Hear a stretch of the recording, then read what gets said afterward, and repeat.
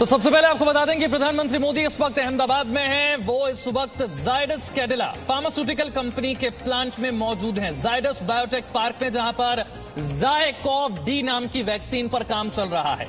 अंदर मौजूद वैज्ञानिक एक्सपर्ट प्रधानमंत्री को बता रहे हैं ज़ायकॉव-डी को किस तरह से तैयार किया जा रहा है, और अब तक हमारे वैक्सीन कॉन्क्लेव में जो खास मेहमान शामिल हुए उनकी तरफ से जो बड़ी बातें की गई हैं वो क्या है, ये भी आपको बता देते हैं। केजीएमयू के कुलपति की तरफ से इसे लेकर बड़ा बयान दिया गया है। इस वैक्सीन को लेकर उन्होंने कहा है सीरम इंस्टीट्यूट यानी कि पुणे का जो सीरम इंस्टीट्यूट है उसे सबसे पहले सफलता मिल सकती है, इस बात की उम्मीद है, क्योंकि तीसरे चरण के जो नतीजे हैं अब तक उत्साहजनक रहे हैं। पुणे का सीरम इंस्टीट्यूट जो ऑक्सफोर्ड एस्ट्राजेनेका के साथ मिलकर कोविशील्ड को तैयार कर रहा है। वैक्सीन के साइड इफेक्ट्स होने की संभावना कम है, अब तक जो स्टडी हुई है उसके मुताबिक ये कहा गया है। जो खास मेहमान वैक्सीन कॉन्क्लेव में शामिल हुए उन्होंने बताया कि वैक्सीन के साइड इफेक्ट होने की संभावना जो अभी तक नजर आ रही है वो कम है। ये 3 तस्वीरें देखिए, और प्रधानमंत्री का आज का जो दौरा है 3 शहरों का, 3 प्रयोगशालाओं का, वैक्सीन को लेकर ये अहम क्यों है, इस पर देश के साथ साथ दुनिया की निगाहें क्यों टिकी है, ये 3 तस्वीरों के जरिए आप समझ पाएंगे। सीरम इंस्टीट्यूट की वैक्सीन के सबसे पहले आने की उम्मीद है। तीसरा चरण जो है उसका अभी तक ट्रायल में काफी सफल नजर आ रहा है, जिसके साइड इफेक्ट्स भी कम हैं। ऑक्सफोर्ड एस्ट्राजेनेका के साथ मिलकर पुणे का सीरम इंस्टीट्यूट कोविशील्ड नाम की वैक्सीन को तैयार कर रहा है, जिसके तीसरे चरण के ट्रायल अभी चल रहे हैं। कई खास मेहमान हमारे साथ जुड़ रहे हैं। सबसे पहले मैं रुक करना चाहूंगा डॉक्टर पुनीत मिश्रा का। डॉक्टर पुनीत मिश्रा, जब हम आमतौर पर कई सालों में तैयार होने वाली वैक्सीन को 10 से 12 महीने में तैयार करते हैं, किस तरह की चुनौतियों का हमें सामना करना पड़ता है, और उन वैक्सीन को जब आम लोगों को लगाया जाता है कितने खतरे इसमें हो सकते हैं? जो अब वैक्सीन तैयार हो रही है उससे आपकी उम्मीद क्या है? देखिए, जो वैक्सीन तैयार करने की प्रक्रिया है काफी जटिल प्रक्रिया है, क्योंकि आपको ये देखना पड़ता है कि उसमें से हम कौन सा ऐसा फ्रेगमेंट लें या ऐसा पार्ट लें जिससे कि बॉडी उसको रिकॉग्नाइज कर सके और उसके खिलाफ एंटीबॉडीज बना सके। तो एक ये बड़ी मुश्किल चीज होती है। और उसके बाद ये होता है कि कोई भी वैक्सीन को विभिन्न चरणों में परीक्षण किया रहा है, क्योंकि इस बार हमारे सामने एक बहुत बड़ी थ्रेट थी, इतनी बड़ी पेंडेमिक थी, और उसके लिए पूरी दुनिया के जो वैज्ञानिक थे वो एकजुट हुए, विभिन्न जो देश हैं उसमें कार्य शुरू हुआ। लेकिन जब बात आती है किसी भी दवा या किसी भी वैक्सीन की, तो जो सबसे जरूरी चीज होती है, सबसे अहम मुद्दा होता है, वो होता है कि सेफ्टी, कि ये दवाई या वैक्सीन सेफ है या नहीं है। इसीलिए जो सबसे पहले जब ह्यूमंस में करते हैं तो ह्यूमंस में जो फेज 1 ट्रायल होता है उसकी ट्रायल होता है कि उस जो सुरक्षा है, कितनी सुरक्षित वैक्सीन है मानव के लिए, उसके बारे में बात की जा रही है। उसके बाद फेज 2 ट्रायल्स आते हैं, फिर फेज 3 आते हैं। तो जहां तक सुरक्षा की मैं ये समझता हूँ कि जो अभी तक के परिणाम आ रहे हैं उसमें ये देखा गया है कि किसी भी वैक्सीन में ऐसी कोई भी बड़ी चीज है जिसके लिए हमें चिंतित हुआ जाए। तो चित है वैक्सीन जो अभी तक के आ रहे हैं। और एक आपका सवाल क्या था? एक आपने 3 सवाल मेरे से किए थे। एक आपने वैक्सीन प्रक्रिया को लेकर किया था, सुरक्षा को किया था। एक आपका, अगर आप रिपीट करेंगे तो मैं जरूर उसका उत्तर।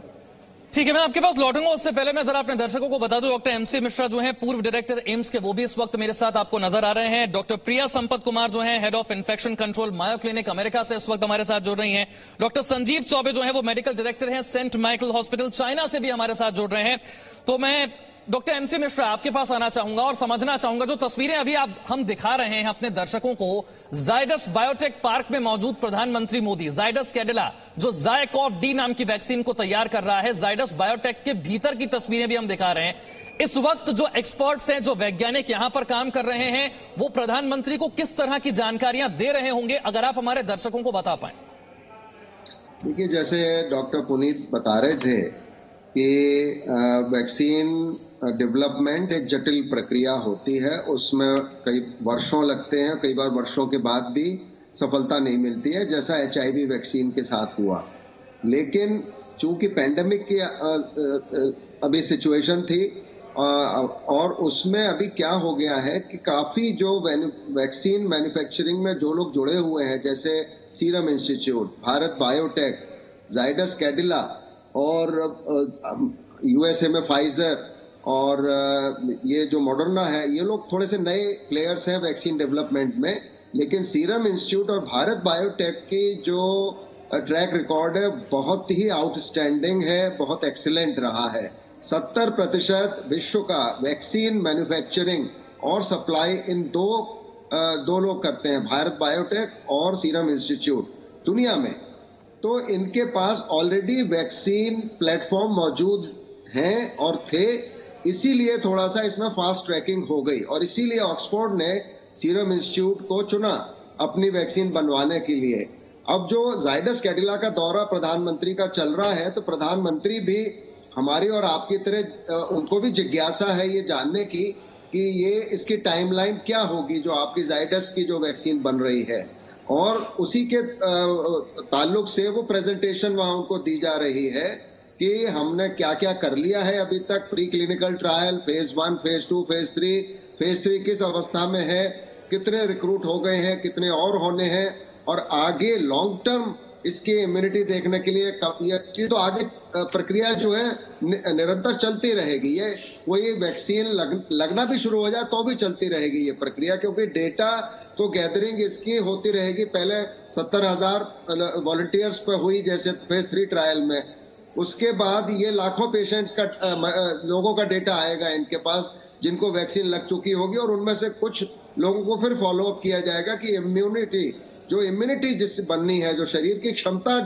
रोग प्रतिरोधक क्षमता बिल्ड होनी है, उसको बहुत महत्वपूर्ण तरीके से स्टडी किया है। तो अभी तो मेरे ख्याल से आज जो प्रधानमंत्री का मुख्य उद्देश्य इसमें 2-3 है, जिसमें सबसे पहला है कि सभी वैज्ञानिकों को और जो इसमें जुड़े हुए हैं मैन्युफैक्चरिंग में, उनको उत्साह उनका बढ़ाना और उनसे जानकारी लेना अपने लिए भी और देश के लिए भी और दुनिया के लिए भी कि ये वैक्सीन लोगों तक कब तक पहुंच सकती है, उसकी कुछ संभावना और उसका कुछ टाइमलाइन वो जरूर गैदर करेंगे इस प्रेजेंटेशन और इस विजिट्स के द्वारा।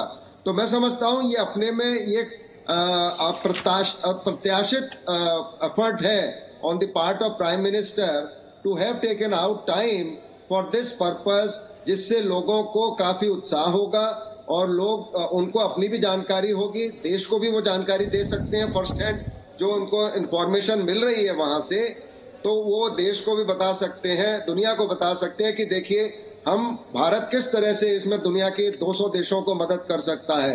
क्योंकि आज क्या हुआ है कि चीन पे बहुत लोगों का विश्वास नहीं रहा है, बहुत कम देश हैं जो चीन की वैक्सीन के लिए उत्साहित हैं, इसीलिए हम भारत सबकी मदद करेगा वसुधैव कुटुंबकम के मार्ग पे चलते हुए, और यही प्रधानमंत्री संदेश सभी दुनिया और देश को देना चाहते हैं, हम सबको देना चाहते हैं।